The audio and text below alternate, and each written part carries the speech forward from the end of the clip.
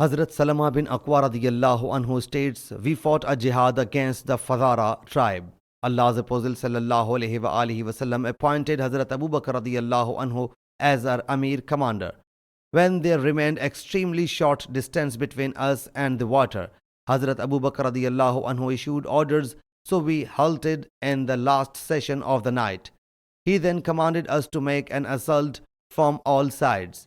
We at last reached the water, and then we killed whom we had to kill and also took some people captive. I was watching a group of the infidels which comprised the children and women. I feared lest they reach the mountain before me.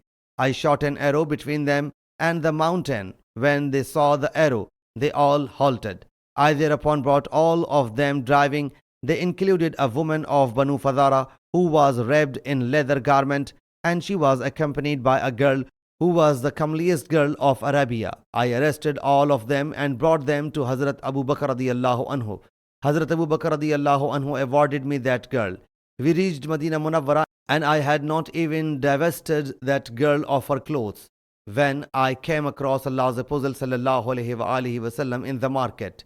He sallallahu alaihi wa alihi wasallam said, O Salama, give me that girl as a gift. I submitted, O Allah's Apostle sallallahu alaihi wa alihi wasallam, by Allah Jalla Jalaluhu, she has extremely fascinated me. I have not even divested her of her clothes. Next day, I again happened to meet Allah's Apostle sallallahu alaihi wa alihi wasallam, and he sallallahu alaihi wa alihi wasallam said to me, O Salama, give me that girl as a gift. Your father was an extremely nice man. I submitted, O Allah's Apostle sallallahu alaihi wa alihi wasallam, she is yours. By Allah Jalla Jalaluhu, I have not even disrobed her.